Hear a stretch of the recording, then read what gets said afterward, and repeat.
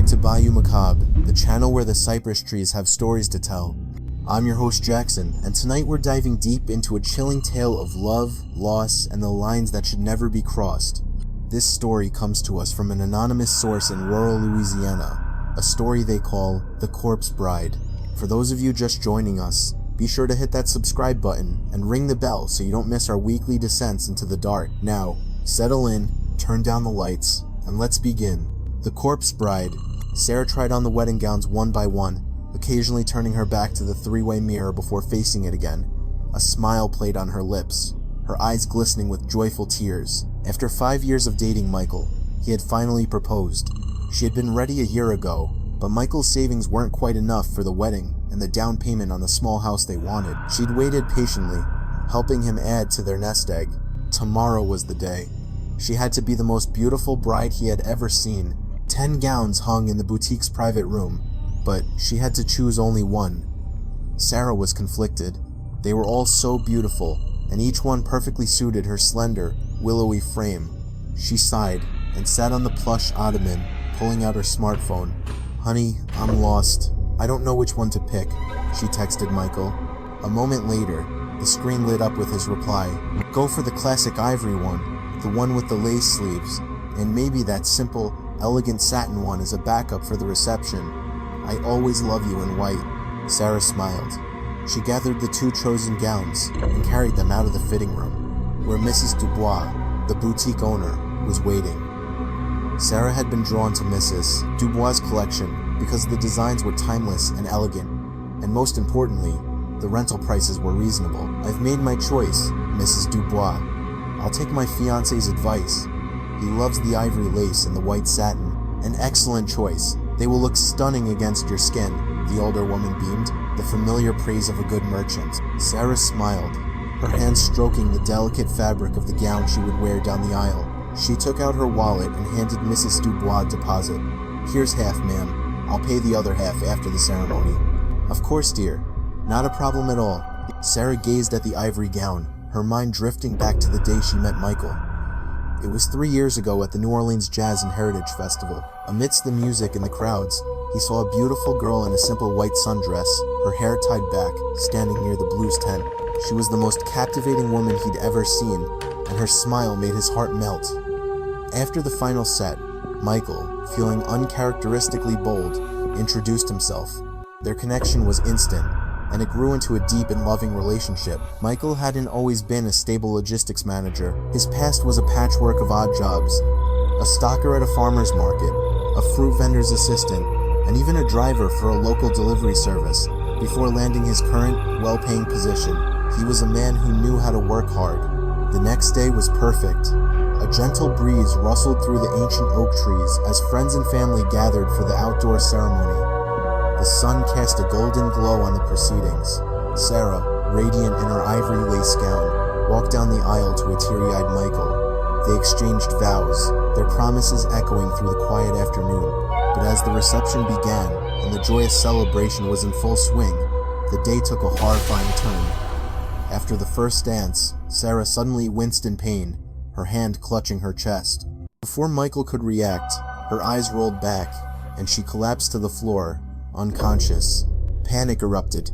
Michael frantically called 911, cradling Sarah's limp body. By the time the ambulance arrived and rushed her to the nearest hospital, it was too late. The doctors couldn't save her. Sarah had died from a sudden, massive heart attack. Michael's world shattered. He sat numbly beside her body in the sterile hospital room, refusing to believe it. He had just married the love of his life, and now she was gone. His parents eventually persuaded him to go home, but his grief was a physical weight, crushing the air from his lungs. The funeral was a blur. Sarah's body lay in an open casket, still dressed in her beautiful ivory wedding gown, her makeup artfully preserved by the mortician. Michael couldn't tear his eyes away from her. He couldn't accept losing the woman he had loved for 5 years.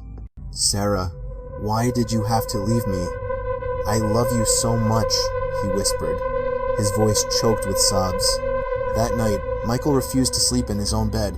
He brought a sleeping bag into the living room and lay on the floor beside Sarah's casket, which they had brought home for the wake before the burial. He held her cold hand and eventually drifted into an exhausted sleep, and that's when it all began. He found himself in a strange, surreal dream. He was sitting under a massive weeping willow in a dark, misty swamp. An old woman approached him. Her face was a roadmap of deep wrinkles. Her nails were long and yellowed, and her toothless grin was unsettling. She leaned on a gnarled cypress wood cane. She stopped in front of Michael and smiled. "You can still bring her back, you know," she rasped, her voice like grinding stones. Michael stared, bewildered. "Bring her back? What do you mean?" "You can raise Sarah from the dead," the crone cackled, her eyes glinting in the dream's strange light. Is that really possible?" "Oh, yes. Preserve her body. Then, perform the rite of reawakening. Your love will walk again." Her laughter was a dry, rattling sound that was both bizarre and terrifying. "What is this rite? What do I have to do?" The old woman, now sitting beside him, handed him a large, brittle magnolia leaf.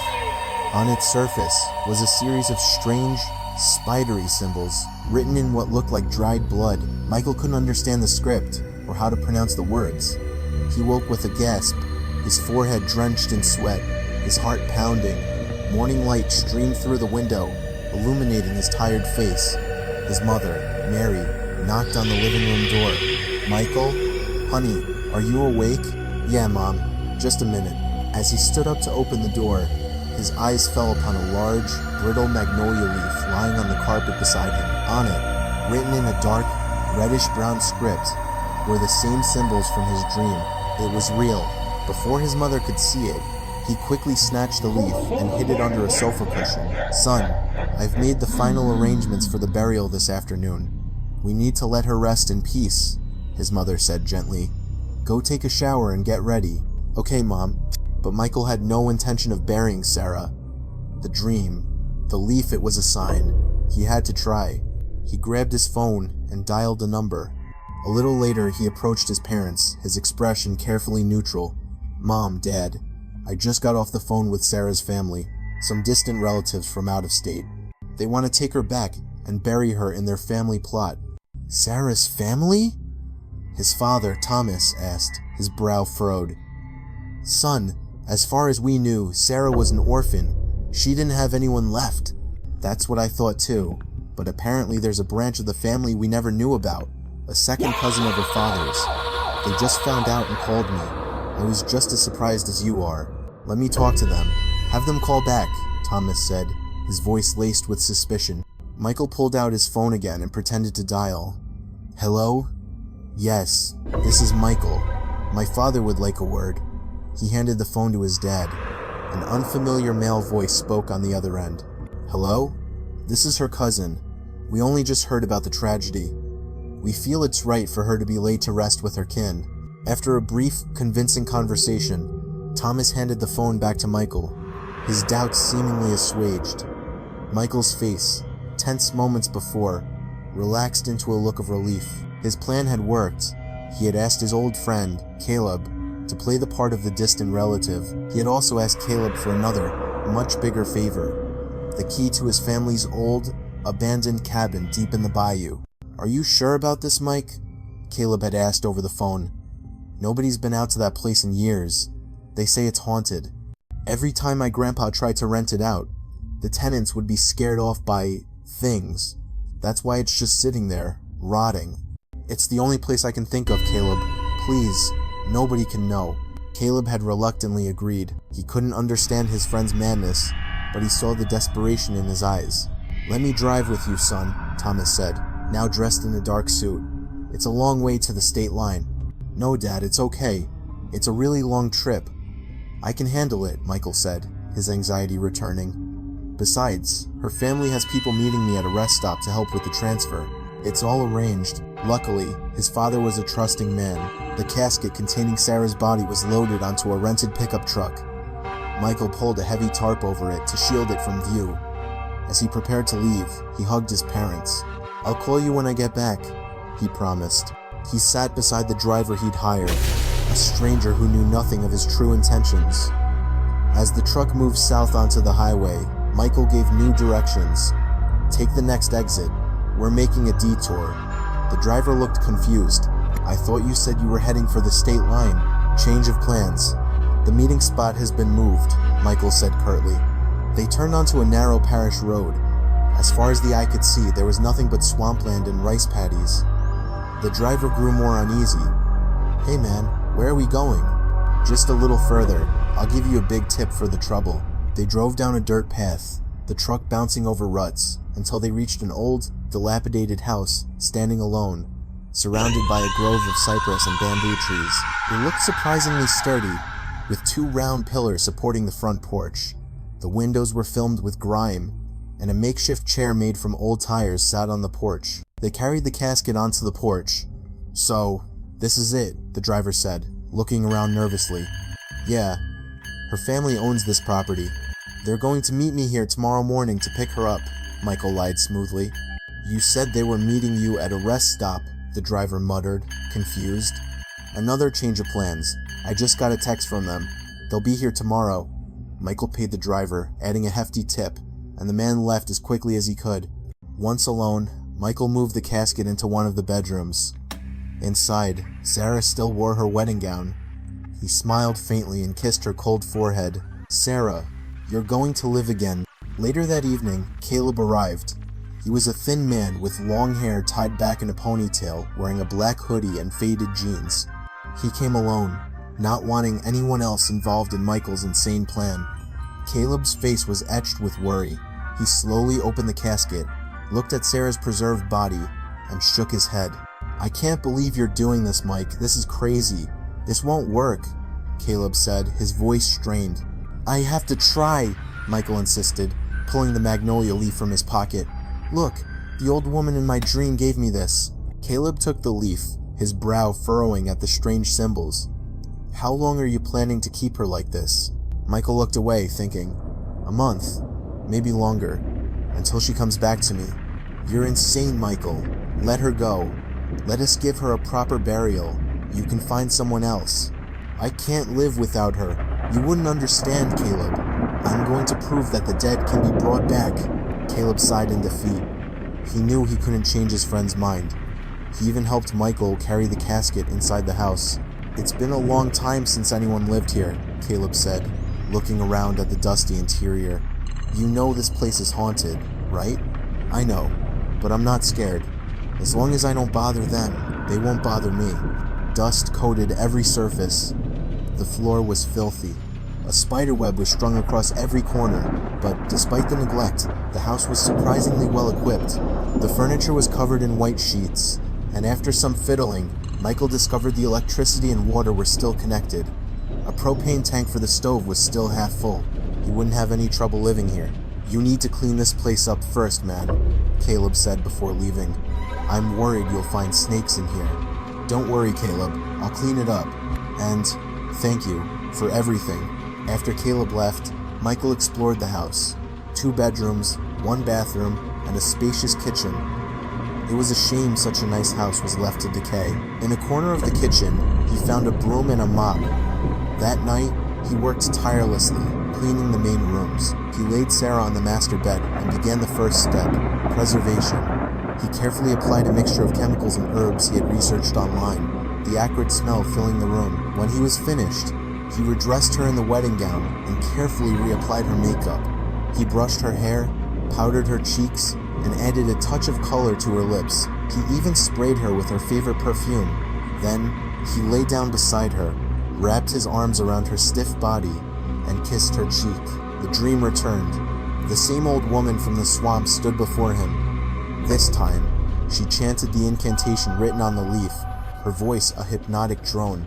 Slowly, falteringly, Michael repeated the words after her. "Now, take these," the crone hissed, holding out 2 long, sharp needles, pierced the 4 corners of her soul. Michael took them. What do I do with them?" "1 in the sole of each foot, 1 in the palm of each hand. This will anchor her spirit to her flesh. This is the first step of the ritual." When Michael awoke, he was clutching 2 needles in his hand. He remembered every step the crone had outlined. Tomorrow, he would begin. He placed the needles on the nightstand, held Sarah's body close, and fell back asleep. The next morning, Michael found himself in a bustling fish market on the coast, the air thick with the smell of salt and fish. Vendors shouted, hawking their wares. He was looking for something specific. An old fisherman pointed him toward a stall in the back that sold chicken parts. 2 pounds of chicken feet, please, Michael said, handing the vendor some cash. Making soup? The vendor asked. Yeah, soup, Michael lied. The chicken feet were part of the ritual. So was a goat's head, but it had to be a black goat with perfect, unblemished horns.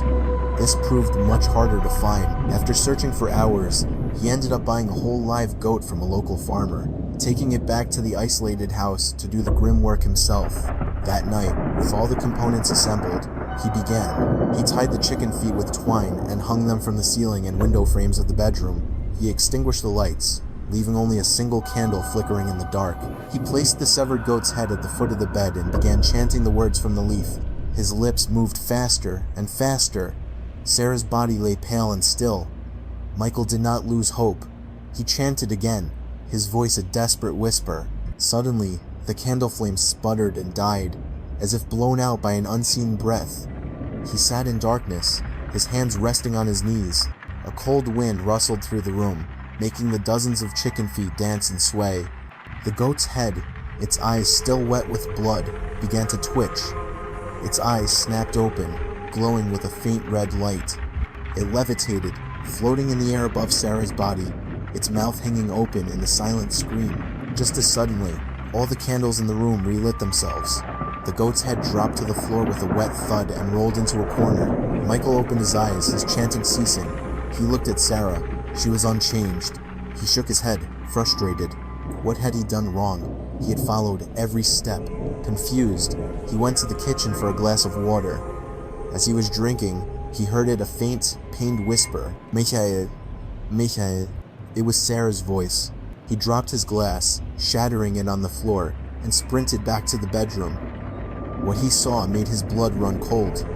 His eyes widened, his face went pale, and his body trembled. A creature with the body of a man and the head of a goat was leaning over Sarah's corpse, its gnarled hands caressing her body. "Get away from her!" Michael screamed, grabbing the broom from the corner and swinging it wildly. He struck the creature's back again and again. With a guttural snarl, the goat-headed being dissolved into a black mist and vanished. Michael rushed to Sarah's side, looking for the creature. "Bastard!" he yelled into the empty room. What was happening? Why was that thing touching her? He sat beside her body, stroking her dry, stiffening hair. He laid down next to her, his mind reeling. Just then, his phone rang. It was his mother. "Michael? Where have you been, son? Why haven't you come home?" "Sorry, Mom, I forgot to call," he lied smoothly. "My boss called me right after I left the relatives. They've transferred me to an out-of-state project. I'm working on site for a while. I'll come home as soon as I get a vacation. Your father is sick, Michael. He has a high fever. Please come home just for a day or two." "Sick? What kind of sick?" "Just a fever, but he's worried." "Please, son. I'll try to get permission from my supervisor, Mom." He hung up. He couldn't go home, not until Sarah was alive again. His savings from the wedding were more than enough to live on for now. He put his phone down. As he turned, he saw a single, long white hair on the floor leading out of the room.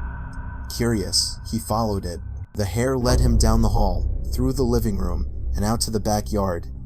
Using his phone's flashlight, he followed it to the base of a large cypress tree. He stopped and looked up. There, floating between the branches, was the old crone from his dreams. "Grandmother," Michael whispered, his light shaking. "What about Sarah? She's still not alive." The crone cackled, the sound echoing through the swamp. A cold wind blew through the trees. "A sacrifice," she hissed. "You need a sacrifice." "A sacrifice? But I did everything you said." "A human sacrifice. You must offer 3 human souls. Then, Sarah will truly rise from the dead." Do I have to kill them?" "Let them live," the crone cackled. "The goat-headed one will devour their souls. Bring them here.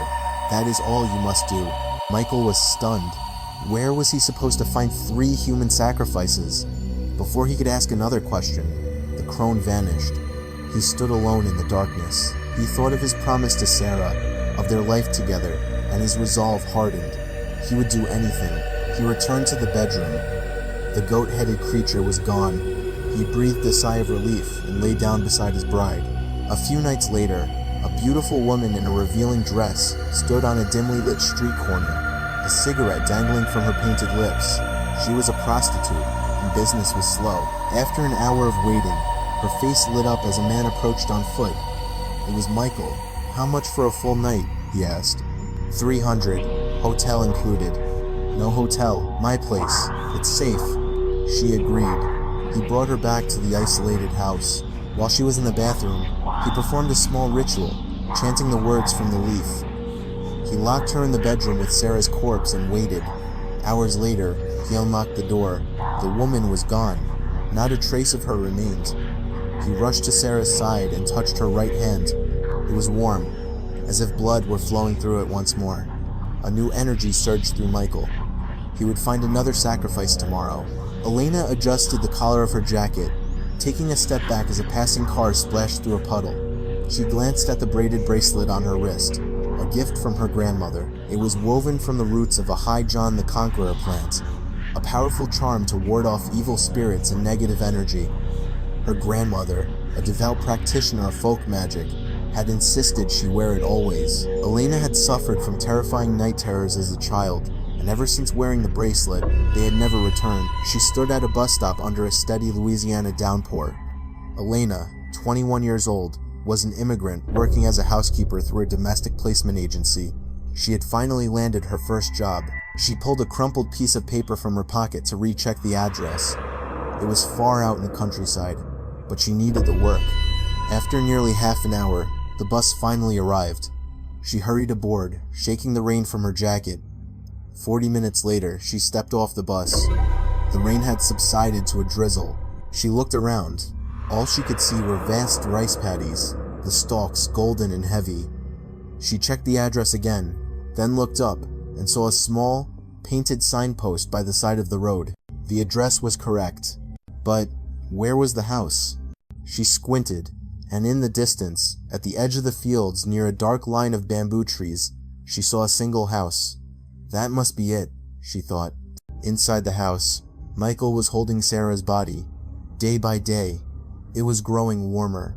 A few days earlier, he had secured his second sacrifice, a local fisherman he'd lured into the house with the promise of a free meal. Now, from his hips to her head, Sarah's body felt almost alive. Today, the housekeeper he'd hired from an agency would arrive.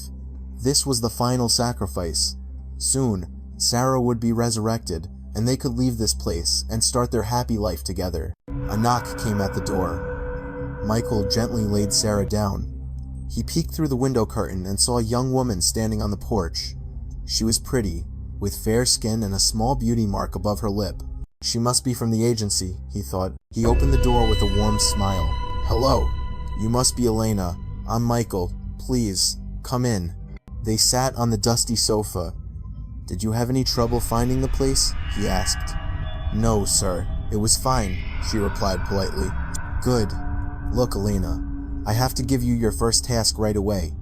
I have an urgent matter to attend to, and I need you to watch the house for a few hours. I'll be back this afternoon." "Of course, sir. I can do that."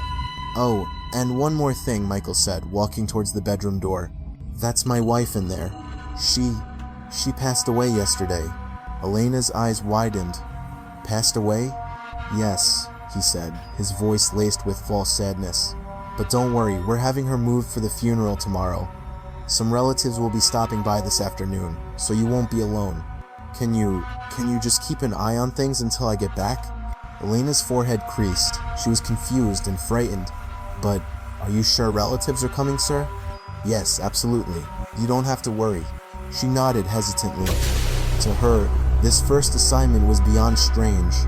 "Now, could you help me with one thing before I go?" Michael asked. "What is it, sir?" "Help me apply some preservative balm to her body." Elena's heart felt like it was going to stop. In all her life, no one had ever asked her to do something so morbid. "Please, sir," she stammered. The aura in the house felt heavy and wrong. "It will only take a minute," he insisted. She followed him into the dim bedroom, her hands trembling. On the bed lay the body of a woman in a wedding dress. Michael handed her a small jar of foul-smelling balm. Together, they applied it to the corpse. As her hand brushed against the braided bracelet on Elena's wrist, Michael felt a strange, tingling shock, like static electricity. After they finished, Michael smiled. "Thank you. Now, I have to go. Please, just wait here. Don't leave the room." He walked out and locked the door behind him, the click of the bolts echoing in the silent room. Elena was trapped. What was happening? Why had he locked her in? A few hours passed. Michael didn't return. No relatives came. She called out, but there was no answer. She sat in a corner of the filthy room, observing her surroundings. Dirty clothes were piled everywhere. Dried, dark stains spattered the walls, and hanging from the ceiling were dozens of shriveled, dried chicken feet. "This is a ritual," she thought with dawning horror. As night fell, Elena, exhausted and scared, fell asleep on the floor. Michael peeked through the keyhole. He grumbled in frustration. Why hadn't the goat-headed creature taken her yet? Was there something wrong with the sacrifice? In the middle of the night, Elena was jolted awake by a scraping sound, like something dragging itself against the wall. Drowsy and disoriented, she looked towards the corner of the room. A figure stood there, its back to her. She froze, her heart pounding. As she looked closer, she realized with a scream that it wasn't a man. It had the head of a goat. Elena scrambled back, pressing herself against the locked door, banging on it with her fists. "Let me out, let me out." Michael, on the other side, smiled grimly. Finally, the creature was here. He waited, but something was wrong. The creature didn't move towards Elena. It just stood there, staring at her, its head cocked to one side. Then, slowly, it faded away. Elena realized what had protected her, the bracelet from her grandmother. It had shielded her from the evil entity. She began to search the room frantically for a way out.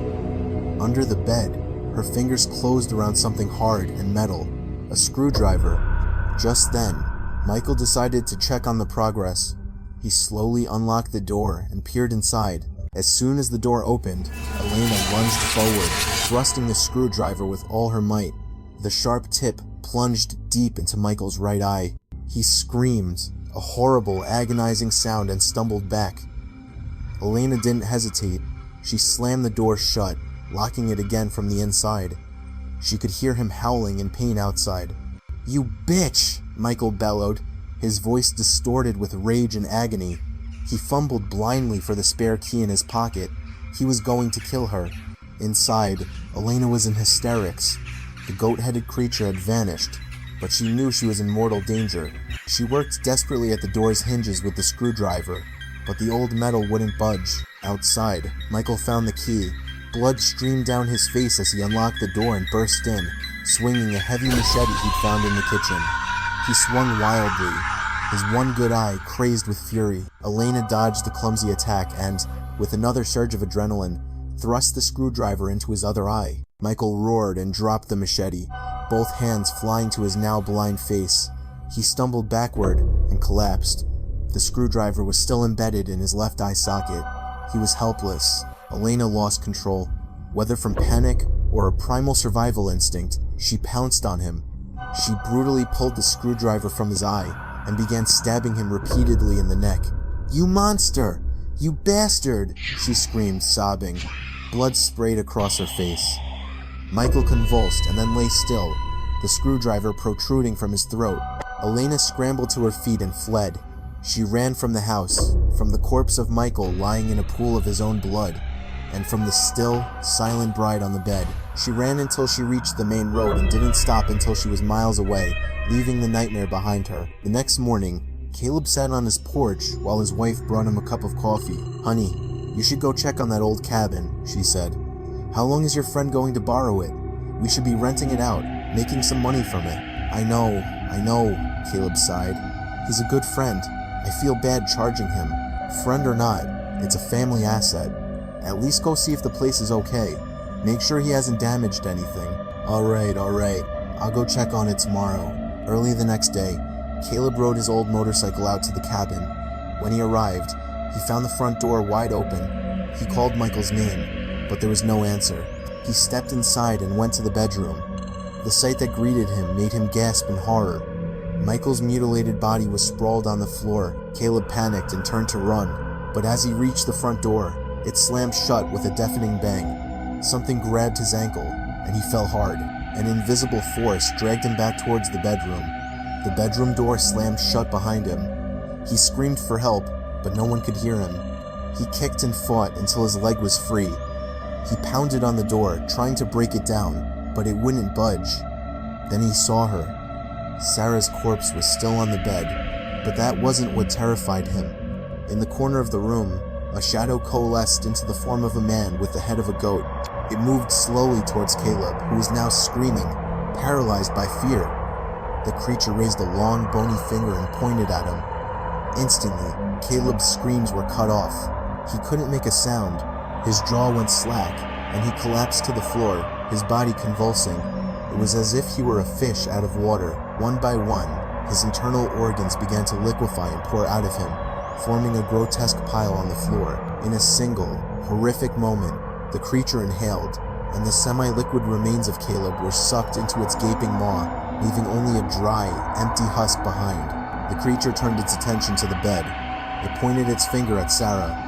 Suddenly, Sarah's eyes shot open. She took a sharp, ragged breath. A pulse throbbed in her neck. With a single inhale, she was alive again. She looked around, her eyes wide with a terror she couldn't comprehend. She touched her own body, still clothed in her wedding gown. Where am I? How did I get here? She wondered. She slowly sat up, the room spinning around her. The smell of death and decay was overwhelming. She saw Michael's body on the floor and screamed. She stumbled over to him, tears streaming down her face, shaking his lifeless form. She didn't understand what had happened. The last thing she remembered was dancing with him at their wedding, then a sharp pain in her chest before everything went dark. She stumbled out of the house and saw the vast, empty fields. In the distance, cars moved along a highway. Barefoot, she walked towards it, desperate to find help. She managed to flag down a passing motorist, a man who stared in disbelief at the sight of a bride in a soiled wedding gown wandering on the side of the road. The police swarmed the isolated house. Michael's death was ruled a homicide, and they began a hunt for his killer. His parents were devastated. Caleb was declared a missing person. No one ever knew what truly became of him. Sarah couldn't explain her own experience. To the police, to the doctors, to Michael's grieving parents, she could only say she didn't know. And it was the truth. To her, death had been like a dreamless sleep. The consequences of that brief death changed her life forever. She was now an outcast, the corpse bride who had mysteriously come back to life. Friends and neighbors avoided her. Finding a job was impossible. No one wanted to hire a woman who had once been dead. Eventually, she found work as a night janitor, where her strange past wouldn't be an issue. But there was one thing about her resurrection that no one knew. She was not alone. The goat-headed creature was now tied to her. It was her guardian, her tormentor, her shadow. She saw it often. Like on that stormy night, as she lay in bed in her small apartment, a flash of lightning illuminated her window, and for a split second, she saw its silhouette, the horned head, the man-like body staring in at her. She screamed. This time, it didn't just stand there. The window shattered inwards, and the creature stepped into her room, its hooved feet silent on the floor. A horrifying, guttural sound escaped its throat as it reached for her. Her neighbors often heard her screams in the night, but they were too afraid to interfere. They knew the stories. They knew she had died once already. To them, she was something unnatural, something to be feared. They didn't know the truth, that Sarah was a prisoner, forever haunted by the demonic price of a love that refused to let her go. And that's where our story ends. A chilling reminder that some doors are meant to remain closed forever. What do you think happened to Sarah? Let me know in the comments below. Thank you for listening to Bayou Macabre.